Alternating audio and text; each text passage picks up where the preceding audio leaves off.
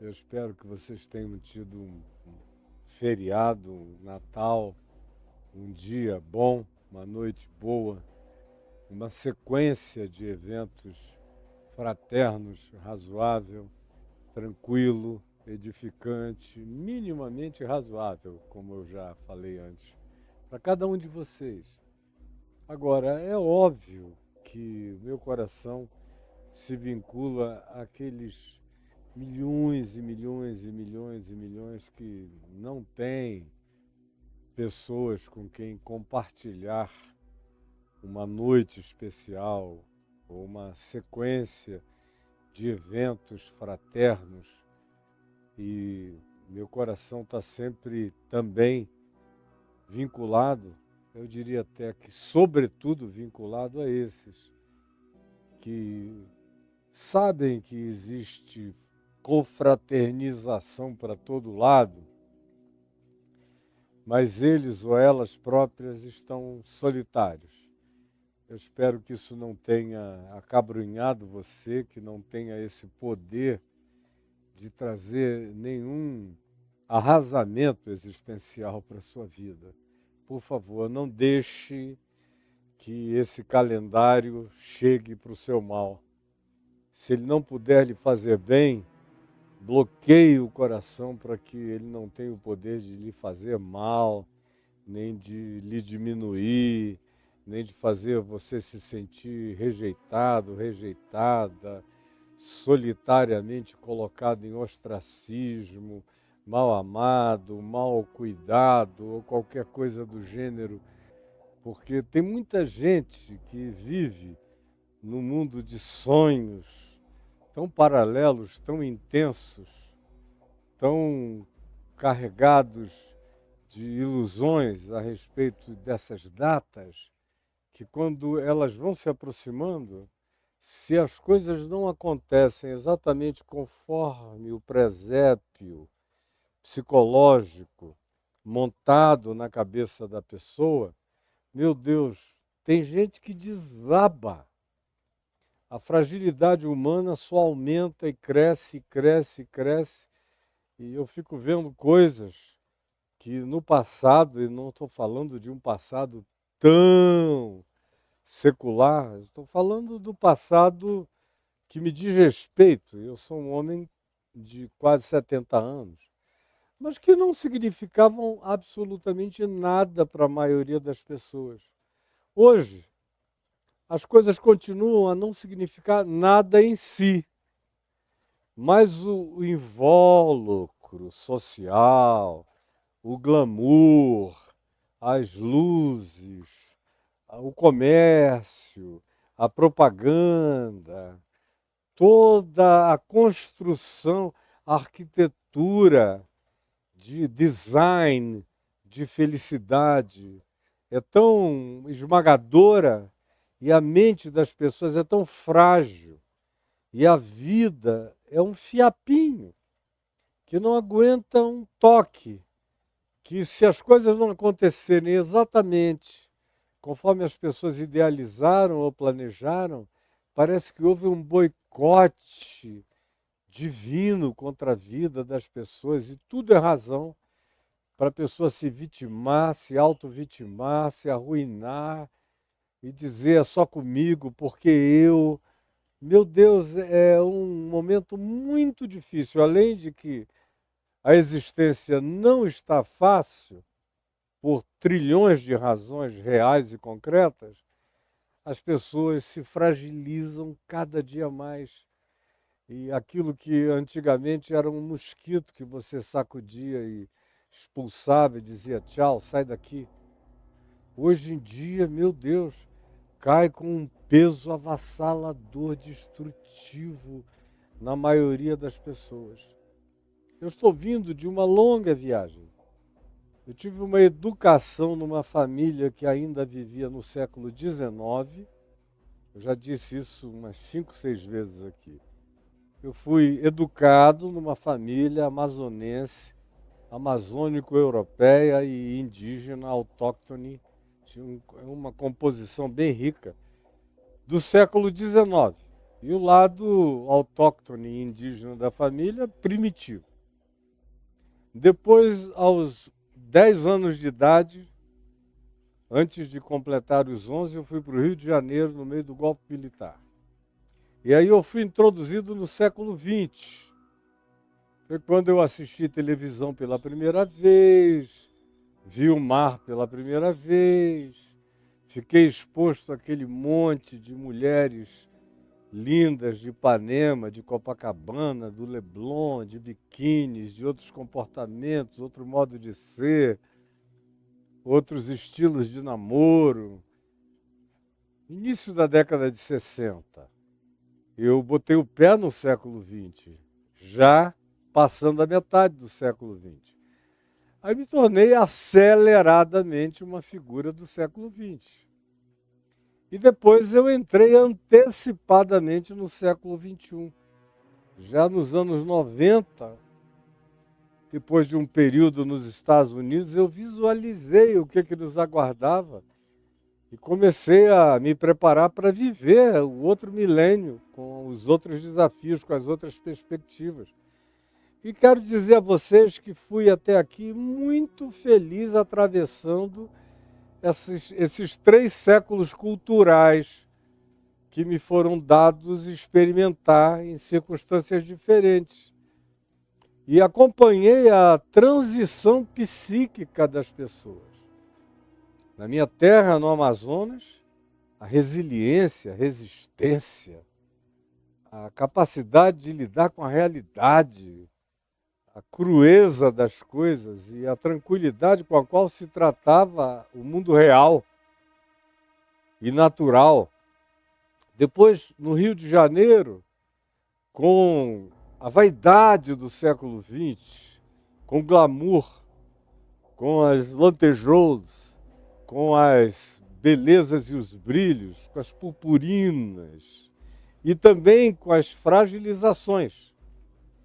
Minha segunda etapa de rodada no Rio de Janeiro, já como pastor, no início dos anos 80, em 1980, 81 e para frente, meu Deus, eu comecei a me assustar com a fragilização psíquica do ser urbano, do indivíduo urbano, do Rio, de São Paulo, a quantidade de depressões que começaram a surgir para eu atender. Em Manaus, isso praticamente não existia. Gente deprimida. Quando uma pessoa estava com alguma situação assim, o nome era tristeza. E era uma questão de dar a ela um prazozinho, um tempo, um luto. Ela saía da tristeza e voltava a viver.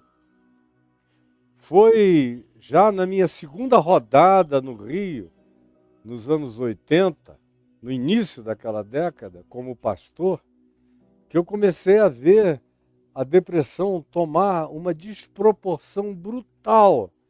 Você fazia uma anamnese, examinando as pessoas, a vida delas, de onde elas vinham, e não havia nenhuma relação de causa e efeito entre impactos possíveis, existenciais, comportamentais, choques familiares ou de qualquer outra natureza, e a consequência esmagadora.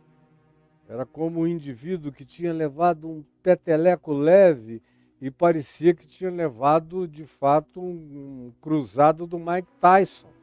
Não havia muita relação de causa e efeito. Foi aí que eu comecei a me interessar em pesquisar os aspectos químicos, o que tinha havido de alteração, o modelo sociológico, o que o modal sociológico que cercava aquelas pessoas podia produzir. Fui olhando para os elementos de natureza existencial, porque para os aspectos históricos tópicos, concretos, não havia tanto com o que se pudesse trabalhar em termos de justificar a progressão, o tamanho do desarranjo, da desagregação emocional das pessoas.